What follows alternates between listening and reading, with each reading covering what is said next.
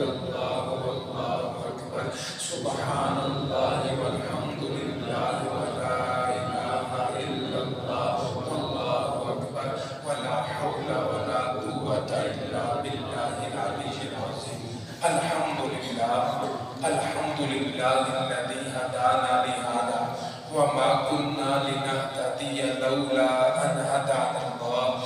Ya Rabbi lakal hamdu kama yanbaghi li jalali wajhika wa azimi sultanik.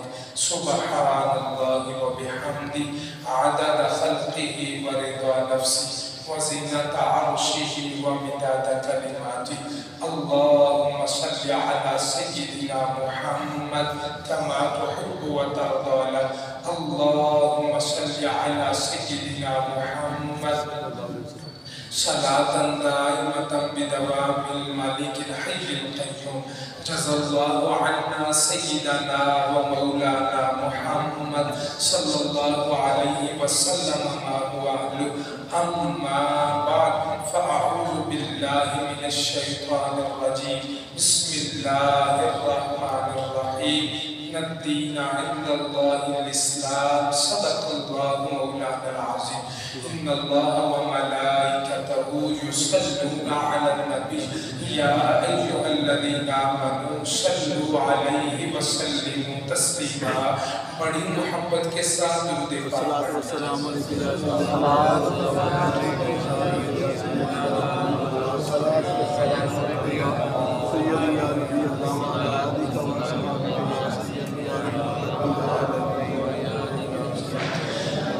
اللہم صلی علی سیدنا و مولانا محمد. اللہم صلی علی سیدنا و مولانا محمد وعلی آلہ وصحبہ وبارک وسلم. اللہم صلی علی سیدنا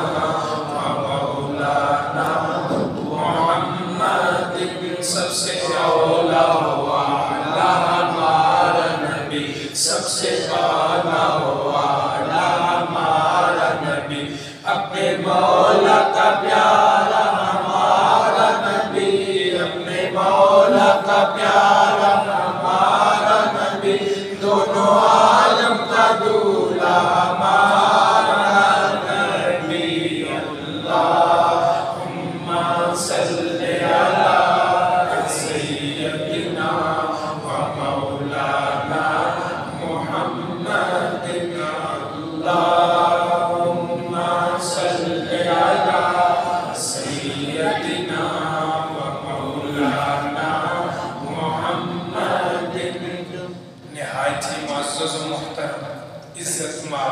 لائق سخت کریم سامعین کرام، اللہ رب العالمین کا لاکھوں مرتبہ شکر ہے، اس نے ہماری زندگی میں یہ ایک اور جمعہ عطا فرمایا اور ہمیں پہلے وقت میں آکے جمعہ پڑھنے کی سعادت عطا فرمائی.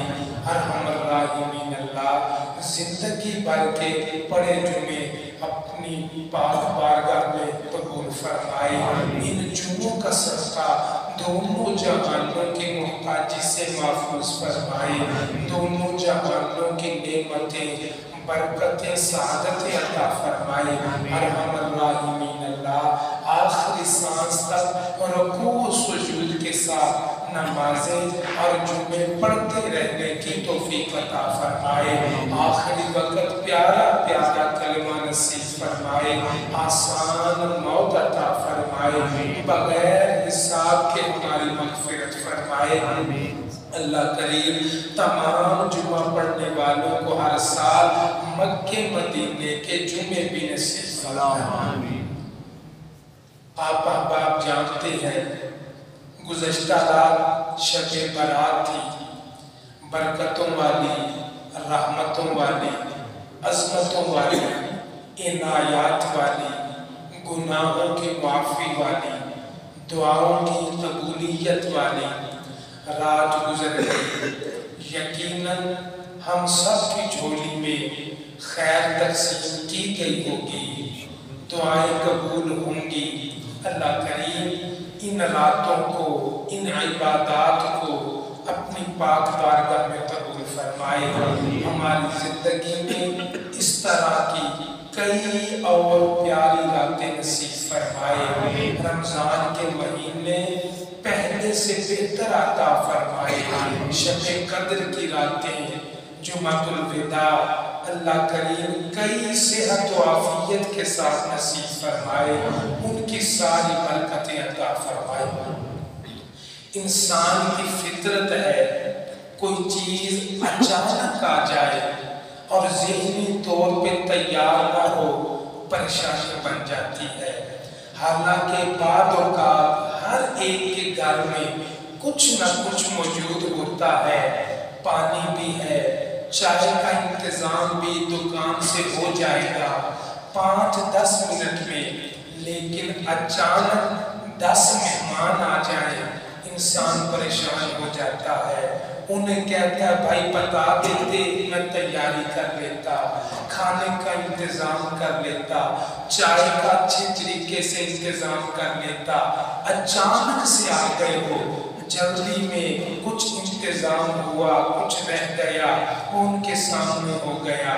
اسی طرح یاد رکھیے ہمارے جو پروگرام ہیں دنیاوی اعتبار سے وہ بھی اچانک نہیں ہوتے۔ انسان اپنے آرام سے صبح و شام بسر کر رہا ہے اور کہتا ہے صبح بیٹے کی شادی ہے، ہو جائے گی، اس طرح شادی نہیں ہوتی۔ شادی سے کئی دن پہلے شادی کی تیاری کرنی پڑتی ہے، کتنے مہمان بلانے ہیں، کھانے کا کیا کرنا ہے، کس جگہ انتظام کرنا ہے، نکاح کا پروگرام ہے، مولانا صاحب کو کہنا ہے، اس کے بعد کتنے مہمان بلانے ہیں، یہ سارا دن پہلے سے طے ہوتا ہے۔ شادی تو 2 دن کی ہے، ایک دن بارات، دوسرے دن ولیمہ ہو گیا، لیکن ان 2 دنوں سے پہلے گھر والے کئی مہینے تیاری کرتے ہیں، وہ مہینے پیچھے ہوتے ہیں، ان 2 مہینوں کی محنت کی وجہ سے شادی کا دن بڑا اچھا گزرتا ہے۔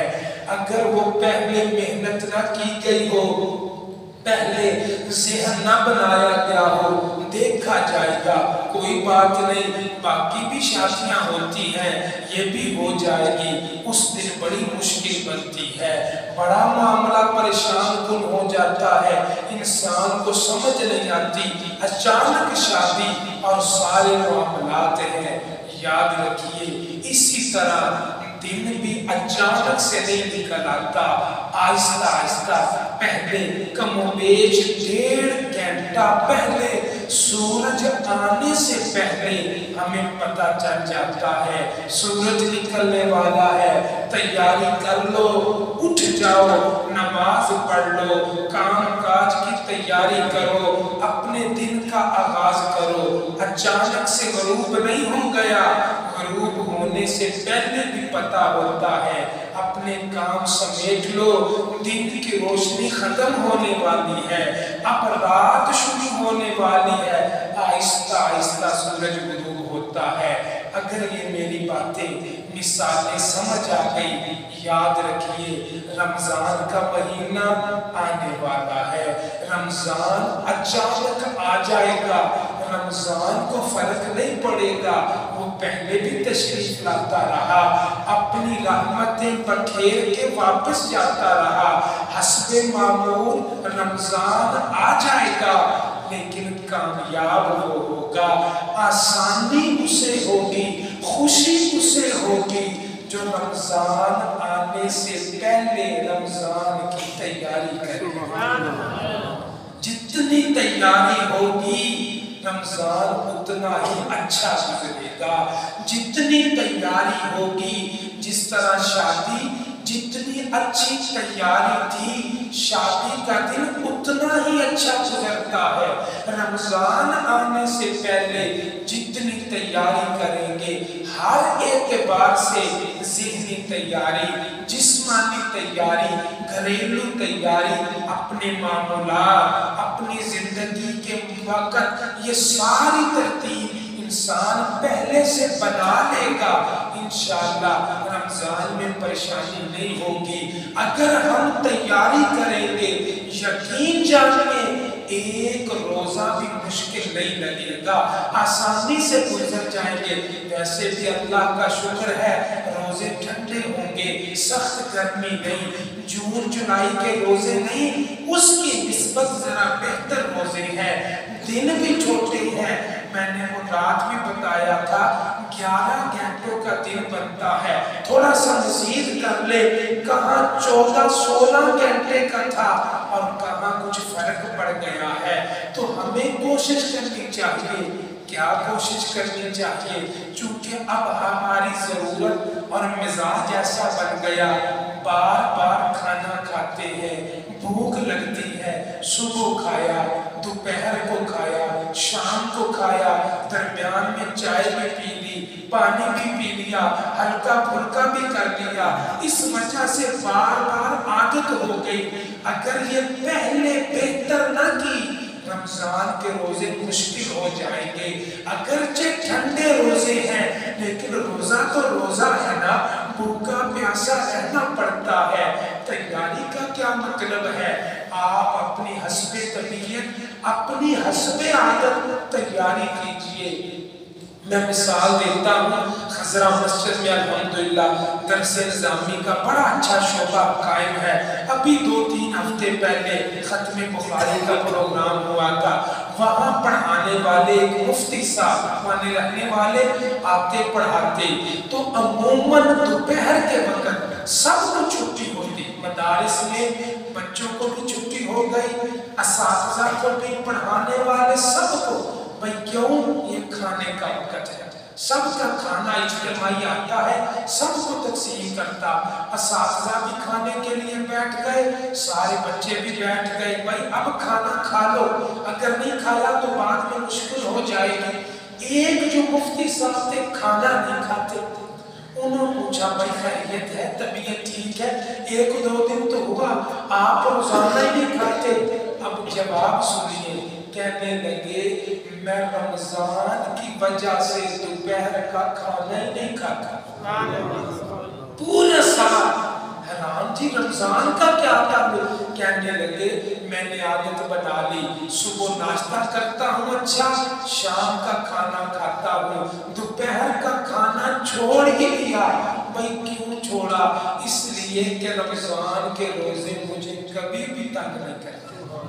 یہ دیکھیں اپنا اپنا مزاج ہے، اپنی طبیعت ہے، جسے بار بار کھانے پینے کی عادت ہے تو یقین جانیے روزے میں بار بار احساس ہوتا ہے بھوک کا، پھر وہ عبادات، وہ انسان حشاش بشاش رہنا، تر و تازہ رہنا بات نہیں بنتی، بھوک ستاتی ہے، بار بار خیال آتا ہے، گھڑی دیکھتا ہے اتنی دیر رہ گئی، افطاری میں 2 گھنٹے رہ گئے، ابھی 3 گھنٹے، بار بار گھڑی کو، تو پہلے سے کچھ روٹین بنی ہوگی، انشاءاللہ روزے آسانی سے ہو جائیں گے۔ اور یقین جانیے اسی کھانے پینے کی عادت کی وجہ سے جو ہم نے بار بار ہر 2 گھنٹے 3 گھنٹے کے بعد کھاتے ہیں، کئی دوست روزے ہی چھوڑ دیتے ہیں۔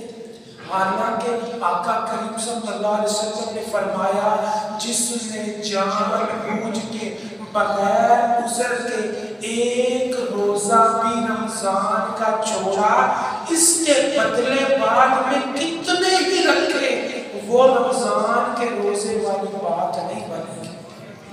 یہ روزہ رمضان میں رکھنا یہ بڑی فضیلت، موقع نکل گیا تو نکل گیا، پھر یہ موقع ہاتھ نہیں آئے گا، تو لہٰذا اپنے روزے کے لیے ابھی سے ذہن بنا لیجئے، 15 دن ہے، تھوڑا سا مزاج بنے گا، انشاءاللہ روزے آسان ہو جائیں گے۔ دوسرا کہنا تھا ایک عبادت نماز تراویح بھی آ جائے گی، بڑی نیکی ہے، اچھی عبادت ہے۔ رمضان کا مہینہ، رمضان کی راتیں، اللہ کا گھر مسجد اور اس میں باجماعت نوافل پڑھے جاتے ہیں، پورا قرآن سنایا جاتا ہے۔ چونکہ طبیعت نہیں ہوتی، انسان پہلے سے نہیں عادت ہوتی، عشاء کی نماز بھی بمشکل پڑھی جاتی، اچانک نماز تراویح پڑھنی پڑ جائے مشکل ہو جاتا ہے۔ پہلے عشاء پھر تراویح پھر 2-4 پڑھ کے انسان جانے کی کوشش کرتا ہے۔ ابھی سے کوشش کیجئے، تراویح کی نیت سے آپ عشاء پڑھنے تشریف لائے ہیں، اگر نہیں نفل پڑھنے نہیں جی چاہتا تو کم از کم 10 منٹ ویسے ہی مسجد میں بیٹھ جائیے، کوئی بات نہیں، تراویح میں بھی تو ٹائم لگے گا، 10 منٹ بیٹھ جائیں، اگر پڑھنے کو جی چاہے پڑھتے رہے، وگرنہ اس نیت سے کہ میں نماز تراویح کی نیت سے بیٹھ رہا ہوں، یقین جانیے اس 10 منٹ بیٹھنے کا بھی اللہ ثواب عطا فرمائے۔ 10 منٹ 15 منٹ بیٹھ جائیے، کیوں؟ اس وقت جب پھر آدھا پونا گھنٹہ بیٹھنا پڑے گا، پھر زیادہ مشکل نہیں لگے گا، کچھ وقت عادت بنی ہوگی، یہ تو ٹائم نکل جائے گا، باقی وہ وقت نکل جائے گا۔ تو نماز تراویح بھی ہے معمولی نہیں، فرمایا جو نماز تراویح پڑھتا ہے عرش کے نیچے خاص جگہ سے ٹھنڈی میٹھی جنت کی ہوا چلتی ہے، اور وہ ہوا نماز تراویح پڑھنے والوں کے اوپر سے گزر جاتی ہے۔ تو نماز تراویح اگرچہ فرض نہیں ہمارے، لیکن پڑھنی چاہیے، کوشش کرنی چاہیے۔ کبھی تھوڑی بہت کمی بیشی ہو گئی رکعات میں تو کوئی بات نہیں، نماز تراویح پہلے سے عادت بنا لیجئے۔ پھر اس کے بعد کہا رمضان آ گیا، اب اچانک رمضان آ گیا تو ہماری طبیعت اور قسم کی بنی، ہمارا مزاج بھی اور بنا، ہماری کیفیات بھی اور ہے۔ وہ بزرگ مثال دیتے ہیں ریل گاڑی جب جا رہی ہو اپنی سپیڈ پہ چلتی چلتی اچانک بریک لگانی پڑے، ریل گاڑی نہیں رکے گی، وہ مشکل بن جائے گی، الٹنے کا خطرہ ہے، اسے پتہ وہاں رکنا ہے، آہستہ آہستہ بریک لگائے گا، بریک لگاتے لگاتے 2 کلومیٹر دور جا کے کہیں رکے گی، آہستہ ہوگی، اچانک بریک لگائی، گاڑی الٹ سکتی ہے، گاڑی کا نقصان ہے۔ اسی طرح ہماری زندگی ہے، صبح و شام اپنے معمولات میں گزر گئی، اچانک رمضان آ گیا، عادت نہیں بدلتی، مزاج نہیں بدلتا، تو رمضان کی پوری برکتیں بھی حاصل نہیں ہوتی، انسان محروم رہ جاتا۔ مثال کے طور پہ اگر غصہ نہ فرمائے تو دیکھیے رات کا وقت ہے، اب نوجوانوں کی اکثر عادت بن گئی، رات کتنے بجے؟ 12 بجے سونا ہے، 1 بجے سونا ہے، 2 بجے سونا۔ بلکہ بعض دوست مجھے ملے کہنے لگے جی دعا کر دے فجر کے لیے آنکھ نہیں کھلتی۔ اچھا دعا یہ پڑھا کرو بیٹا، پھر آ گیا جی فجر کے لیے آنکھ نہیں کھلتی۔ اچھا بیٹا پیارے آقا کی سنت بھی ہے، بزرگوں کا طریقہ بھی ہے، سوتے کتنے بجے تاکہ میں بتاؤں؟ کہتا جی 3 بجے سوتا ہوں۔ آپ مجھے بتائیے جو 3 بجے سوئے گا تو فجر کو کیسے آنکھ کھلے گی؟ اب ہماری روٹین بن گئی، 12 بجے 1 بجے 2 بجے، پھر ہمارے ذہن میں آ گیا آج تو سحری رہ گئی، آج پہلا روزہ ہویا نہ ہویا گیا، نہ اس روزے کے لیے پہلے سے تیاری کرنی۔ ہم نے اپنی ماں کو، اپنے بڑوں کو، گھر کی خواتین کو دیکھا، وہ صبح کی سحری کا انتظام رات کر کے سویا کرتی تھی، کچھ نہ کچھ بنا کے کہ صبح ہم نے سحری بنانی، انہیں فکر ہوتی ہم نے گھر کے افراد کو روزہ رکھوانا ہے، کچھ تیاری رات کو کی، کچھ تھوڑی سی صبح کو کر لی، سحری تیار ہو گئی۔ اسی طرح ہم بھی کوشش کریں ہو سکے رات جلدی سو جائیں تاکہ صبح سحری میں آنکھ کھلے، تہجد کی سعادت مل جائے، 2 نفل مل جائے، تہجد اللہ اکبر۔ تہجد کا کیا کہنا؟ فرمایا بس 2 جملے، کہا تہجد اتنی لاڈلی ہے، گھر کی چھوٹی بیٹی باپ کی لاڈلی ہونا دل نہ بھی چاہتا ہو، یہ کپڑا پکڑ کے وہ کہتے ابا پیسے دے کوئی چیز، باپ کا دل نہیں بھی چاہتا، اس لاڈ کی وجہ سے باپ دے دیتا، لاڈلی ہے نا چھوٹی، سفارش گھر والوں نے کہیں جانا ہونا تو باپ کہتا نہیں جاتا، چھوٹی بچی بچہ تم منا کے آؤ، وہ ابا کے پاس گئی ابا جی جانا ہے تو وہ باپ دے دیتا، لاڈ اٹھائے جاتے ہیں۔ سنو فرمایا تہجد بڑی لاڈلی ہے، پڑھ کے جو مانگو گے اللہ عطا فرمائے۔ یہ عام دنوں کی بات ہے، 11 مہینوں کی بات ہے، تو جب رمضان کی تہجد ہوگی اندازہ لگائیے اس کا مرتبہ کتنا اونچا۔ عام دنوں کی تہجد کا یہ عالم ہے کہ لاڈلی ہے، اور رمضان کے بارے میں کیا آیا سنیے، فرمایا ہر نیکی 70 گنا بڑھا دی جاتی ہے، ہر نیکی 70 گنا بڑھا دی جاتی۔ پتہ چلا 11 مہینے تہجد پڑھی، وہ ایک طرف ہے، رمضان کی ایک تہجد 70 گنا آگے چلی جائے۔ شہری کے لیے اٹھنا تو ہے، روزے کی تیاری تو کرنی، صرف 15-20 منٹ پہلے اٹھ کے تازہ وضو کیا، تہجد کی رکعتیں ادا کر لی، اگر اس سے بھی پہلے ہو سکے تو سبحان اللہ زیادہ کوشش کر لی۔ وہ تو کہتے ہیں پنجابی جتنا گڑ پاؤ گے اتنا میٹھا ہو جائے گا، وہ قبولیت کا وقت شہری کا وقت ہے، اور آپ جانتے ہیں 11 مہینے خصوصاً رمضان کی سحری کا بڑا مقام ہے۔ فرمایا روزانہ رات کے تیسرے پہر جو تہجد کا وقت ہوتا ہے، اللہ کریم اپنی شان کے مطابق آسمان دنیا پہ نزول فرماتا ہے اور فرماتا ہے کوئی مانگنے والا میں اسے عطا کروں، دعا کو کرنے والا ہے میں اللہ کریم عطا کروں۔ جب بادشاہ خود کہے مانگو میں دیتا ہوں، اب اگر کوئی مانگے بادشاہ انکار نہیں کر سکتا، وہ خود بادشاہ نے کہا تھا بھائی کیا چاہیے، اندازہ لگائیے احکم الحاکمین، جب 11 مہینے یہ معمول ہے روزانہ رات کے تیسرے پہر اللہ کی خاص رحمتیں، اندازہ لگائیے رمضان میں وہ رحمتیں 70 گنا زیادہ ہو جائیں گی۔ اللہ کی کرم نوازی، اللہ کی مہربانی، اللہ کی عنایات، تو رمضان میں رمضان کی سحری کی قدر کیجئے، رمضان کی تہجد کی قدر کیجئے۔ آپ دیکھیے دعاؤں کا مجھے بھی، میں نے آپ کو ایک دوسرے کے لیے، کاش کہ رمضان کی دعاؤں کی فکر کریں، اس سحری کے وقت آنسو بہا کے رو کے، جس طرح بچہ لاڈ کر کے ماں سے منوا لیتا ہے، اللہ سے منوا کے تو دیکھیں، گریہ زاری کر کے اکثر اوقات اگر برا نہ منائیں، ہم دعا مانگتے نہیں، ہم دعا پڑھتے رہتے ہیں۔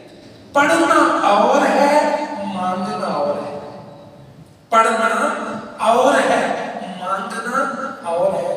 فقیر ہو نا دیکھیں، جس نے لینا ہو جان نہیں چھوڑتا، واسطے دیتا ہے، کبھی ادھر سے کبھی ادھر سے، کبھی اسے 10 روپے چاہیے، تو جس فقیر نے لینا ہے نا اپنی پوری کوشش کرے گا، منہ فقیروں جیسا، لباس فقیروں جیسا، سوال فقیروں جیسا، آدمی کا دل کرتا اچھا چلو لے جاؤ، تو فقیر مانگنے والا دنیا کے 10 روپے کے لیے کتنی صورت بناتا ہے۔